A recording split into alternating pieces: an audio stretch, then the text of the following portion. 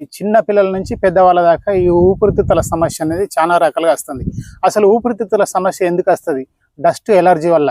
Road పంట తిరుగుతుంటే బండ్లు పోయి దుబ్బలేసి నాసిక రంధ్రాలలో లోపలి పోయి ఇందులో పేరుకపోతుంది డస్ట్.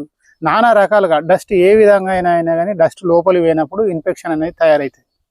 కాబట్టి కొందరైతే రైస్ మిల్లులలో ఉంటారు, వాళ్ళకు కూడా బాగా విపరీతంగా తయారవుతుంది. నా దగ్గరికి వచ్చిన పేషెంట్లు అయితే ఎక్కువ రైస్ మిల్లుల నుంచి వచ్చారండి. నివారణ ఉపాయాలు ఏంటి అని అంటే, ఇప్పుడు అదే అడ్డసార మూలికతోటి మాత్రమే సాధ్యమవుతుందండి. ఈ అడ్డసార మూలికతోటి లేహం కనుక తయారు చేసి మీరు వాడుకున్నట్టు ఉంటే ఊపిరితిత్తుల సమస్య వచ్చిన వాళ్ళు ఇనిహేలర్ కొట్టుకుంటారు. వాళ్ళకు శ్వాస తీసుకోవడం ఇబ్బంది అవుతుంది. చలికాలం వచ్చిందంటే వాళ్ళు శ్వాస తీసుకోవడం ఇబ్బంది అవుతుంది. చల్లగాలి పోవద్దు, అసలు బయట తిరగద్దు, ఇక ఈ విధంగా చెప్తారు.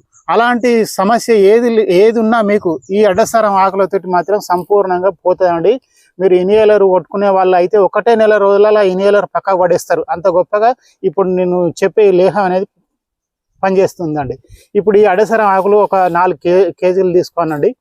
4 కేజీలు తీసుకుంటే 16 లీటర్ల నీళ్ళు పోయాలి. 16 లీటర్ల నీళ్ళు పోసి ఈ విధంగా కషాయం కాసుకోవాలి. ఈ కషాయంలో ఏం చేయాలంటే త్రికటకాలు కలపాలి. త్రికటకాలు చూడండి, సొంటి, పిప్పలు, మిరియాలు, ఇవి మూడింటిని కలిపితే త్రికటకాలు అంటారండి. ఈ త్రికటకాలు తీసుకొని ఈ పౌడరు 3 సమభాగాలండి. ఒక్కొక్కటి 100 గ్రాములు తీసుకున్నా, ఒక్కొక్కటి కేజీ తీసుకున్నా కానీ మీరు ఎంతనైనా తీసుకొని 3 సమభాగాలు తీసుకొని ఈ 3 రెట్లు 300 తీసుకుంటే ఇది ఒక 300 తీసుకోండి. ఇందులోకి మళ్ళీ తేనె కలపనండి. తేనె ఎందుకు కలపనంటే ఈ కషాయము దెబ్బన బూజు పట్టే అవకాశం ఉంటుంది. కాబట్టి ఇది తేనె కలిపినట్టు ఏదంటే బూజు పట్టకుండా ఉంటుంది.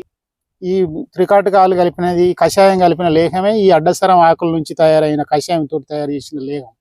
కాబట్టి దీన్ని ఊపిరితిత్తుల సమస్య ఉన్నవాళ్ళు రోజు పొద్దున బఠానీ గింజ ప్రమాణం నుంచి కుకుడు గింజ ప్రమాణం వరకు వేసుకోవాలండి. చూడండి, ఇగో ఈ సైజు నుండి ఇగో బఠానీ గింజ అంటే ఇగో గింతే ఉంటుందండి. మీకు తెలుసు కదా బఠానీలు మనం తినేటి. ఈ సైజు వేసుకోనండి. ఈ సైజు పొద్దున వేసుకొని సాయంత్రం పూట మరి ఏం చేయాలి చూడండి. ఇప్పుడు నేను వేసుకుంటా చూడండి,